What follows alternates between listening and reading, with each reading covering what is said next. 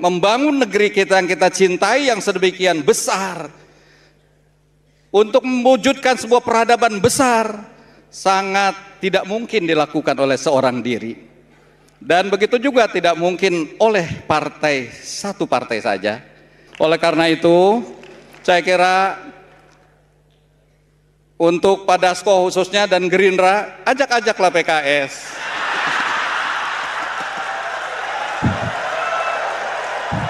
Jangan coba sekedar ngajak Nasdem dan PKB.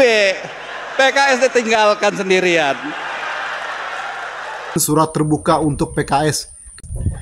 Halo, assalamualaikum warahmatullahi wabarakatuh. Apa kabar, sahabat Henrys? Semoga sahabat Henrys dimanapun berada tetap sehat, tetap semangat. Seperti biasa sahabat Henrys, welcome back to my YouTube channel Henrys Media.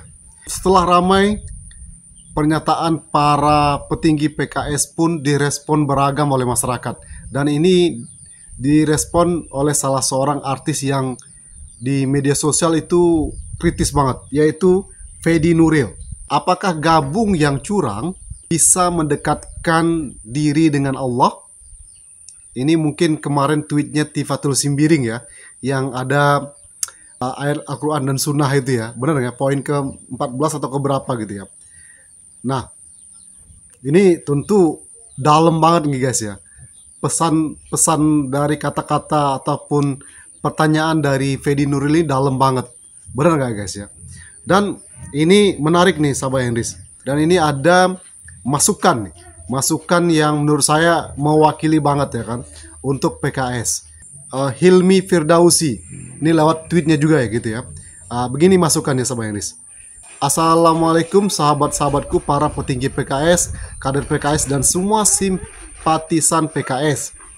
Izinkan saya selaku orang di luar partai menyampaikan nasihat sebagai bentuk cinta kepada PKS dan parpol manapun yang selalu berjuang bersama umat. Setuju ya. Jadi mudah-mudahan kritikan, saran, argumentasi itu jadi masukan untuk PKS ke depannya. Benar nggak Sobat Henrys? Satu, kalau kemarin PKS buat klarifikasi, ini ada 17 poin ya kan video sebelumnya, dan ini ada kurang lebih 7 poin nasihat untuk PKS. Satu, kenapa PKS yang selalu dikritik, dibully, bahkan dihujat karena keputusan politiknya? Ya, karena publik menaruh harapan besar pada PKS untuk terus menjadi garda terdepan penjaga demokrasi di negeri ini agar tidak carut-marut seperti sekarang. Setuju. Poin pertama saya setuju ini guys ya. Ya, harapan masyarakat sangat besar sekali kepada PKS sebagai partai yang punya citra positif selama 10 tahun belakangan ini ya, di barisan oposisi dan selalu mengkritik pemerintah ya. Maka wajar harapan besar masyarakat kepada PKS itu tinggi banget. Oke. Nah, yang kedua, PKS secara rekam jejak adalah yang paling bersih di antara parpol lain. Ini yang menjadikan publik di luar kader menjadi simpatik. Apalagi PKS dikenal selalu istiqomah membela masalah-masalah keumatan.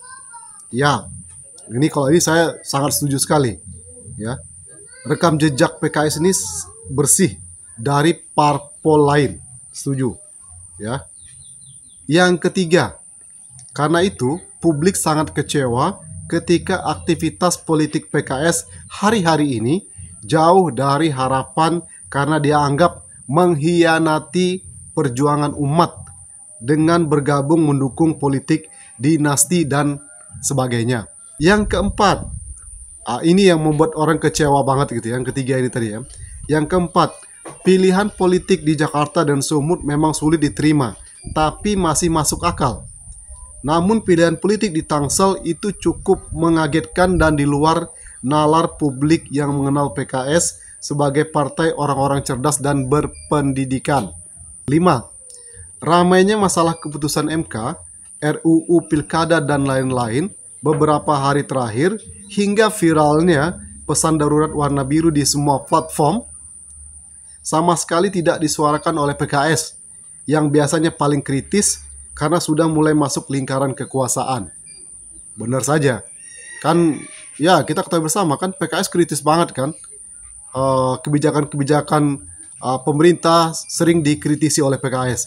Nah, kemarin itu kemana gitu loh ya? Kok tidak ada gitu ya? Terkesannya tenggelam gitu ya. 6.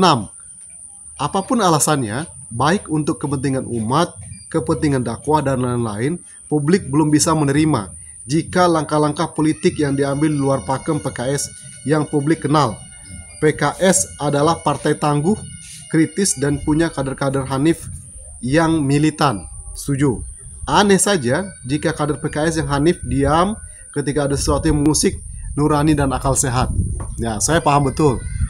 Saya ketika menjadi aktivis mahasiswa di Jogja, saya kenal banyak teman-teman aktivis yang bergerak bersama PKS, ya.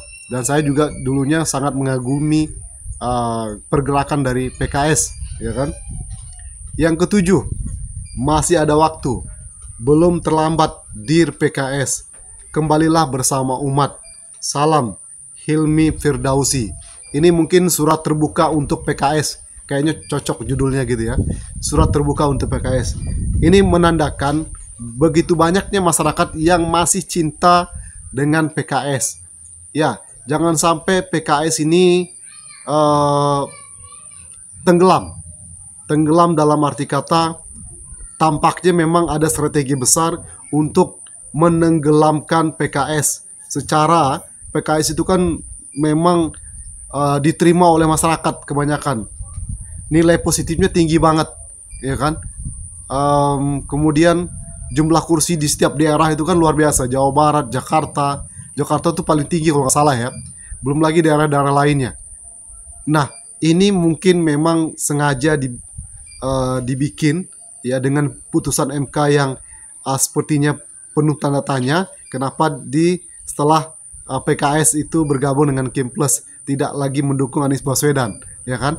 Ini kayaknya memang strategi besar untuk menenggelamkan partai PKS dan tentu saja menjegal Anies Baswedan. Nah, gimana menurut kalian sahabat Henris? Jadi sekali lagi ini masukan ya, kritikan